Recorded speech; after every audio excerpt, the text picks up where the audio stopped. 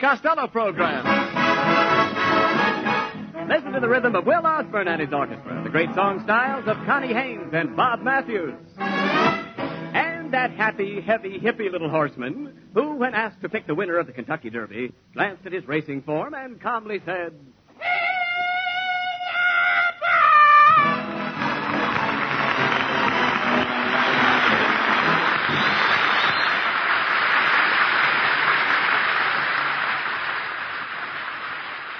Just say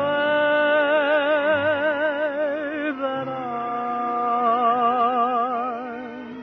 a friend of yours, and I'm sure that they won't get wise.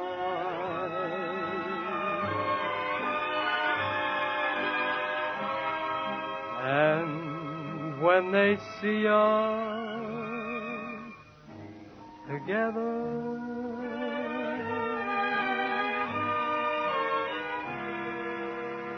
I'll brush the dream from my eyes. I'll tell my heart it mustn't sing the song of remember when. So just say that I'm a friend of yours, that you happen to me again.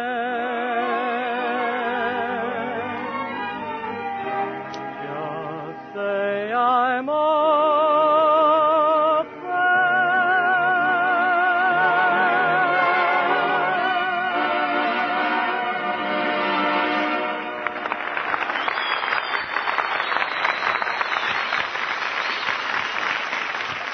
There you are, Costello. I've been looking all over for you all week. I telephoned your house Tuesday night, and somebody answered and said you were taking a bath. You know I'm lost already? Right at the beginning, Dad. You heard it. Somebody... Look, never mind. This is no kidding. Somebody deliberately told me that you were taking a bath. Somebody said that I was taking a bath? I called up Tuesday night. Tuesday night? Yes. Brother, did you have the wrong number? Well, look, my wife said she saw you in a tattoo parlor on Main Street this morning. What were you doing in a tattoo parlor? Oh, I got lonesome for my girlfriend, Tessie Tinfoil. Yes? You know, the one that's in the Army? Yeah. So I had a picture tattooed on my back. You had Tessie's picture tattooed on your back? Oh, yeah. Sure. And I had me tattooed on my chest. Look. See it? Wait a minute, Costello. I don't see you on your chest. Am I back there with Tessie again? Talk sense, Costello. I understand that Tessie is going to get out of the Army next week. Oh, that's right, Abbott. And she's going back to her old job posing for a designer. He uses Tessie's knees for models. He uses Tessie's knees for models. What does he design? Doorknobs. Doorknobs. Wait a minute. Costello.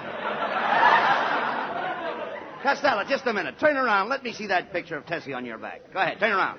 Aha! I thought so. She's knock-kneed. Tessie is not knock-kneed. Well, her knees are touching. She just stands that way because she hasn't got any garters. Look, Costello, if you're so crazy about Tessie, why don't you marry her? Well, I don't believe in marriage, Abbott. Marriage is like soup. Marriage is like soup? Sure. By the time you get through spooning, it cools off.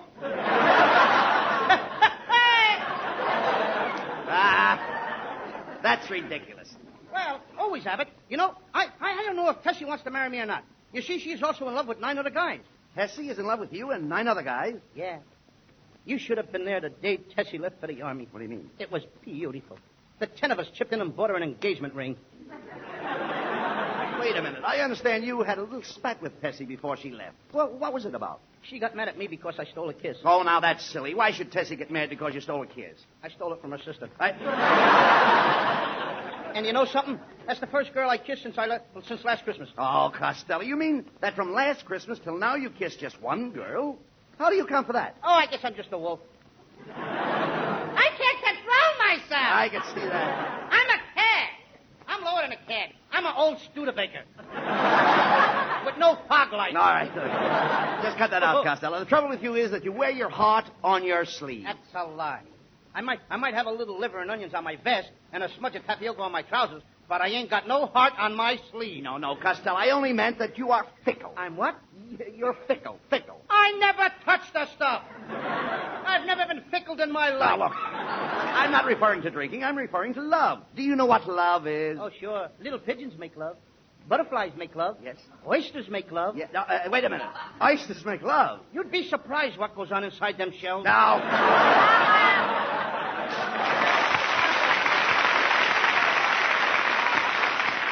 Costello, you don't appreciate romance.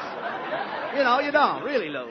You don't appreciate romance at all. Oh, when I was courting my wife, there was a big grandfather's clock in the living room. We used to sit and listen to it tick, and it said, "Take your time, take your time, take your time." Yeah, but things are different now, Abbott. Today, when a fellow sits in a parlor with his girl, there's an alarm clock on the mantel that says, "Get together, get together, get together, get together, get together."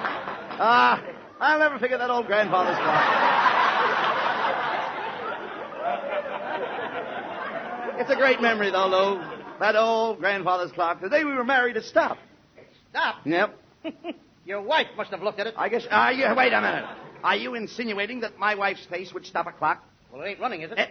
Look, forget about the clock, Costello. What happened to your romance with that tall, red-headed girl? Oh, you mean Lena Gensta? Yes. Oh, well, we're married and happy. Married and happy? Yeah, she's married and I'm happy. I'm glad she married somebody else. The only reason you wanted to marry her was for her money. Well, marrying for money is better than getting married for no reason at all. Costello, when I married my wife, everyone said it was a perfect match. Match is right. She struck you and you went out like a light. Well, at least I'm not henpecked. Henpecked? Before you were married, you used to snore in your sleep. Now you cackle. No, that's not true. Before I was married, everything was lovely. I'd sneak into the parlor, and I'd catch her in my arms. Now you sneak into the bedroom and catch her in your pocket. Oh, forget about my marriage, Costello. I'd like to get you straightened out. Now, Tessie Tinfoil is not the girl for you. Tessie is too blasé. Too what? Blasé. Tessie's too blasé. She's got more than two blasés. Tessie's got a red blasé and a green blasé. And she's got a yellow blasé. She wears them with her checkered skirtay, under the cote of her soutay. No. There's too many things. No, you don't understand, you dummy. When I say she's blasé, I mean Tessie's sophisticated. Sophisticated? That's right. How do you like that? And she promised to me that she'd stay on the wagon. Listen, you imbecile, please. When I say a girl's blasé, I'm not referring to her clothes.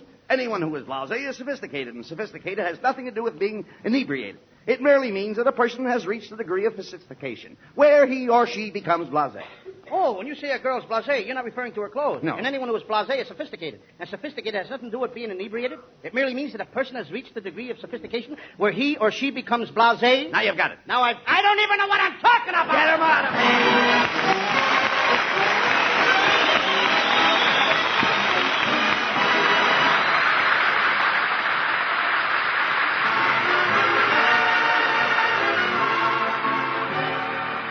And now here's that romantic Bob Matthews. I don't care who knows it. I'm in love with you. I guess I'll always be this way.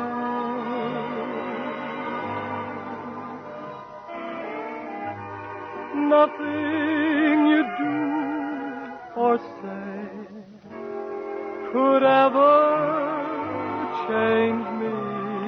I'm for you forever. Yours, my whole life through. That's how I am, and I don't care who knows it. I'm in love with you.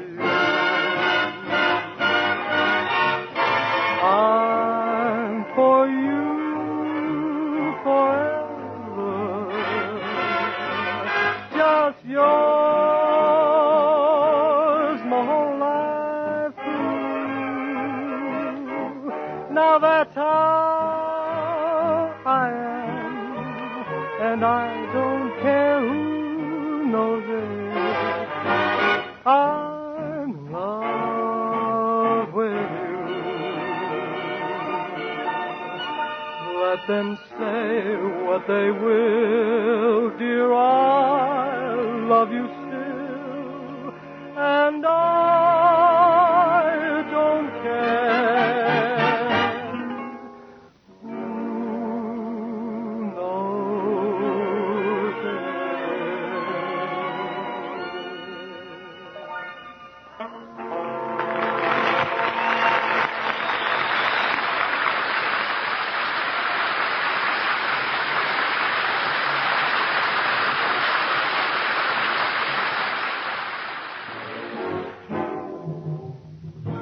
Gonna take a sentimental journey. Gonna set my heart at ease.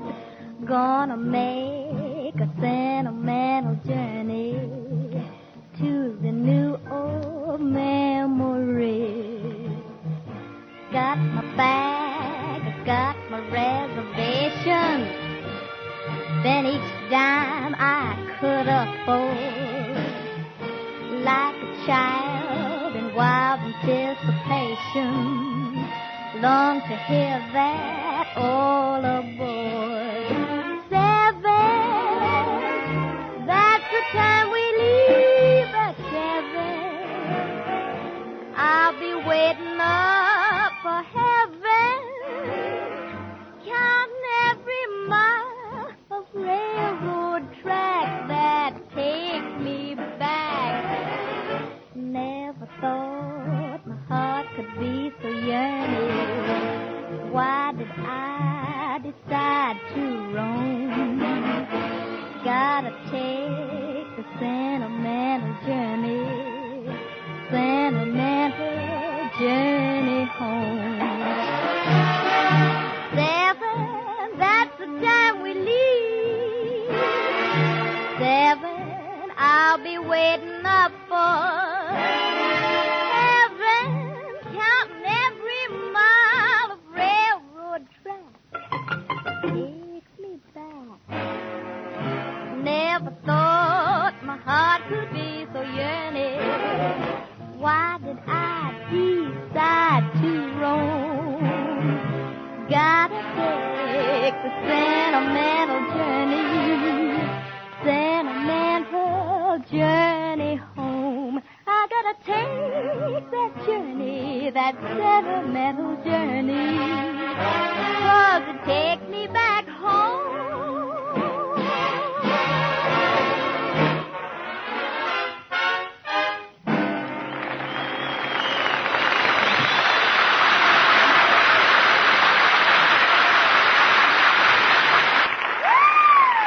Say, Costello, hey, wouldn't this be a dandy day to go to the beach? Oh, yes. If we had a telephone call, we could call up some girls. If we had a nickel. And if we knew any girls. There you go again, girls, girls, girls. Can't you think of anything better than girls? There's something better. Oh, look, Costello. Hey, there's Connie Haynes. Why don't you ask her if she'd like to go to the beach? Okay. Oh, Connie.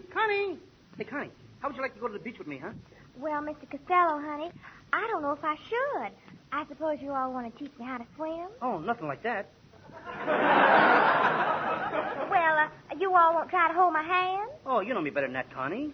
And you won't hug me or kiss me? Oh, gee, Willikers, no. I mean, after all, I promise I won't. Then what are we going for? Then what are we going for? We're going for something. Well, goodbye, Mr. Costello, honey. All right, honey. Well, Costello, That kid murders me. Now, wait a minute. You certainly got turned down fast by Connie. Well, maybe she saw because I broke a date with her Saturday night. I was supposed to meet her at 7 o'clock. What happened? I waited around till 11. She didn't come, so I just stood her up, that's all. I wish Connie would go to the beach with us because she's got the cutest bathing suit. What's it like? It's made of 2 pieces of string held together by a handkerchief. Well, it's too bad Connie's not going. Come on, get your trunks, Costello, and let's go to the beach. My trunks? Yes. Why should I take my trunks? I don't want to move. I just want to go swimming. Well, you swim in trunks, don't you? I do not. I swim in the water just like anybody else. Never mind, I'll rent you a swimming suit. Would you wear a rented suit? That depends where it's rented and the size of the rent. No, come on, Costello. Let's get started. I'll get some lotion to rub on you so you won't sunburn. Oh, you don't have to worry about me, Abbott. I never burn. I just take a nice, healthy, even blister.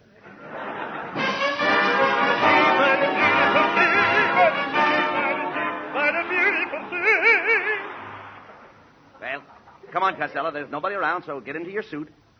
Isn't the beach beautiful? Just look at the birds flying over the water. Oh, I wrote a poem about them birds. I'll recite it. Go ahead. A wonderful bird is the seagull, which can fly quite as high as an eagle. They sit on the sand, and sometimes they stand, but you can't tell a he from a she-gull. Hey, Costello, here comes a cop. Hey, you guys, this is a private beach. You can't swim here. It's against the law. Well, why didn't you tell me before I got undressed? Well, there's no law against undressing. Look, let's go. Let's go over beyond those ropes, Costello. That's the public beach. Look at that beautiful redhead. I'm going with her and teach her to swim. Suppose she knows how to swim. Then I'll let her teach me. Hey, Attic, give me my pail and shovel. Right here is the spot where I covered Ruby Pool Cue up with the sand last Sunday. Well, what do you want your shovel for now? Well, I figure it's about time to dig her up. Look, Costello. Hey, look at that fat lady in that rubber bathing suit. Oh, them rubber bathing suits. They're made for fat ladies. They got a 5-way stretch. 5-way stretch? Yeah, up and down, back and forth, and a shelf to take care of the surplus. Hey, Costello. Look at the man over there feeding donuts to his horse. Can you imagine that? Hey, you mister, what's the idea of giving all them donuts to your horse? I just want to see how many he'll eat before he asks for a cup of coffee. Hey, what are you doing on the beach with that horse? Well, you see, I came down here to go swim. Swimming? No, fishing. Did you catch anything? No. You see, my wife was with me, and the fish took one look at her. When they saw how badly I was hooked, they wouldn't bite at all. All right. Never mind him, Costello. Why don't you go into the water? You've always bragged to me that you were such a great lifesaver. Now, come on. I am a great lifesaver, Abbott, and I'll prove it to you. I can save anybody. Anybody at all. Anybody want to be saved? Anybody at all would like to be saved? Save me! Are you a man or a woman? Woman. How old? 57. Anybody else want to be saved? Never mind. The lifeguard got her. Lucky for you. Now, look, Costello, when you go into the water, stay close to the life buoy. Stay closer to what? The boy. Stay close to the boy. That's the safest thing. Stay close to the boy. That may be the safest thing, but if you want to have some fun, you got to stay close to the girls. Costello, girls have nothing to do with this kind of a boy. The kind of a boy I mean will keep you up. Well, what do you know? What is the boy's name? No, the boy has no name. It's just a plain red and white boy. A red... I mean, this boy is anchored to a sandbar, and it has a bell. What is that bellboy doing in a bar? No, the boy is not in the bar. The boy is on the bar. He probably crawled up there to steal some pretzels. No. Listen, you imbecile. That boy is on the bar to keep people from going on the rocks. So he finally learned his lesson. Why didn't his mother keep him out of that bar? This boy hasn't got a mother. Hasn't got a mother? No. That did it. What do you mean? Abbott, you have gone too far. I didn't mind when you said that the girls will have nothing to do with this poor boy. And I was only mildly surprised when you told me that he was half red and half white. I said nothing when you pushed him up on top of the bar to steal pretzels when the bartender's back was turned. But when you tell me that that poor boy has no name and no mother, you have not only besmirched the sanctity of the American home, but you have cast aspersions on the good name of the Campfire Boys of Troop Number 35 USA, Patterson, New Jersey. Get him out of here. Of New York.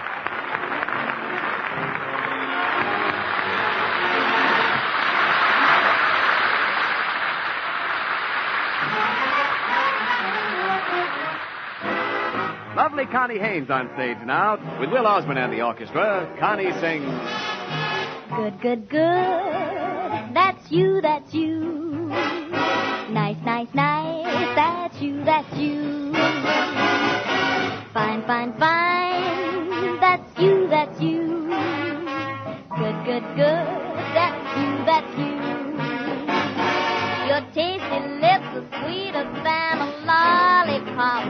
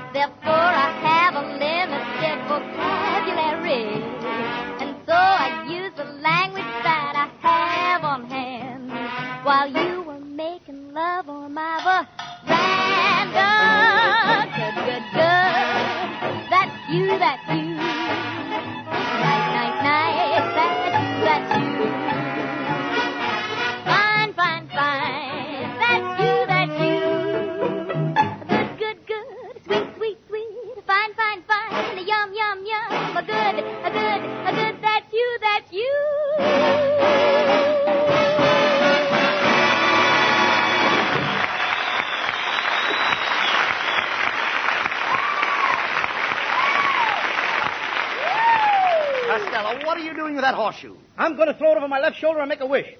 I wish that Hedy Lamarr was the head of a giraffe and I was the body. Oh, now that sounds silly. That's ridiculous. Why should you wish that Hedy Lamarr was the head of a giraffe and you were the body? I always wanted a long neck with Hedy. Right. Costello, you've got to get girls off your mind. Why don't you walk in the park at night and admire the stars? You mean like Betty Grable, Lana Turner, and Dorothy Lamour? No. I'm talking about heavenly bodies.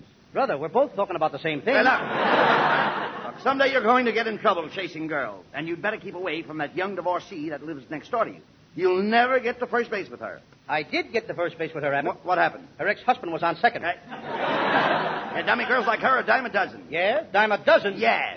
Well, here's a nickel. Get me 6. I think you've got women on the brain. Last night in your sleep, you kept hollering for Ingrid Bergman. Well, Ingrid Bergman happens to be my favorite actress. Since I saw her in that bathing beauty picture. You saw Ingrid Bergman in a bathing beauty picture? What was it called? For Whom the Bath Towels. Costello, please. Do you dream of women every night? Not every night. Well, that's better. Sometimes I take a nap in the afternoon. Come in. Oh, there you are, you fat, impudent little slob. That's me. Yes, you. Costello, last night I dreamt that I went out with you. You did? Yes, and I've never been so insulted in my life. Take that. Ooh, ooh, ooh. Now, the next time I dream about you, maybe you'll act like a gentleman. How do you like that? The next time she dreams she's got a date with me, I ain't even going to show up. Well, Costello, I'm convinced that your dreams are the cause of all your girl trouble. And we've got to find out what they mean. Gee, I wish we could. Really, I do. I'm glad you said that, Costello, because we have with us tonight the world's greatest authority on dreams. Good evening, gentlemen. I am the world's greatest dream analyst, Professor Melonhead. known professionally as Dreamboat Melonhead. Dreamboat Melonhead. Dreamboat. Looks like somebody plucked all the feathers out of your crow's nest. Hey, young man, are you trying to infer that my head is bald? Infer? If you put your head in fur, it would look like an oversized mothball. Hey, Abbott, get a load of that slippery dome. I've seen ostriches sitting on better-looking things than that. No, Costello, please. And you get results. I know. Please. You shouldn't make cracks about the professor's head. If his head ever cracks, I'll make an omelet out of it. Look, gentlemen, we're wasting time. Professor Melonhead, Can you tell us what causes Costello to dream about girls? Of course, Abbott. Tell me, Costello, do you dream about girls all the time? No, only when I'm asleep. That's fine. Good. Now I'll have to have a little of your case history. Do any other members of your family have peculiar dreams? Yes, my Uncle Artie Stebbins. Mm-hmm. Last night he dreamed he was pulling the weeds out of his garden. He dreamed he was pulling weeds out of his garden. What happened? When he woke up, his wife was as bold as an eagle. All right, now let's get back to you, Costello. What type of girls do you dream of? Beautiful girls. Beautiful. Once I dreamed of beautiful, gorgeous blonde, and when I put my arms around her, something electric passed between us. A shot? No, she slipped her light bill into my pocket. Oh. Well, Professor Melonhead, have you found out what causes Costello's dreams? Well, Abbott, my superficial diagnosis tells me that Costello's dreams are caused by contraction of the nerves in his head, making his brain too tense. My brain is 2 tenths? Yep. 2 tenths the size of a normal brain. Melonhead, for 2 tenths, I'd sock you right in the puss. All right. Now, Costello, I will attempt to remedy your condition by massaging your head. First, I will stuff cotton into your auditory canal. Then I will pack your cranium in cracked ice, tighten your cerebrum, loosen your cerebellum, and then I will rub horse liniment into your medulla oblongata.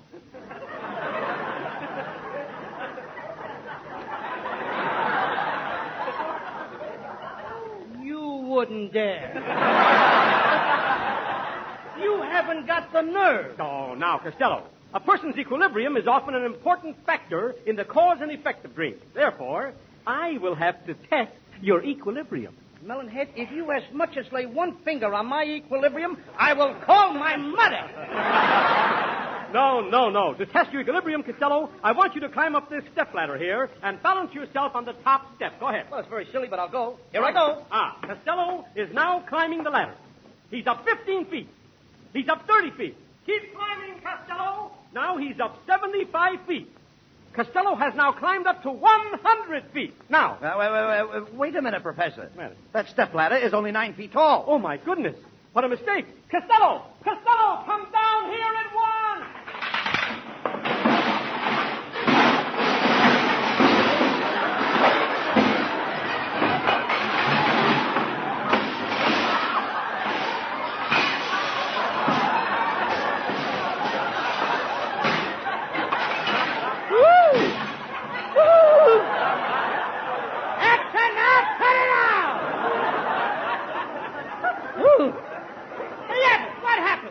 Costello, do you realize you climbed up 100 feet and that ladder is only 9 feet high? Now, he tells me. Oh, let me out of here. Let me at that melonhead, will you? Let me at melonhead.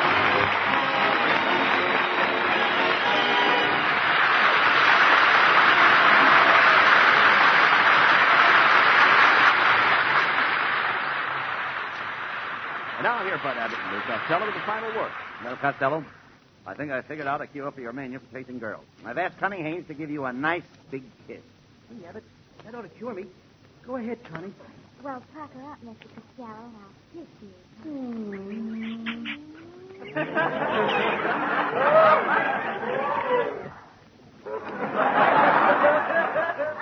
How do you feel now, Mr. Costello, honey? I feel fine, but that sailor in the first row just fainted. Good night, folks. This is the Armed Forces Radio Service.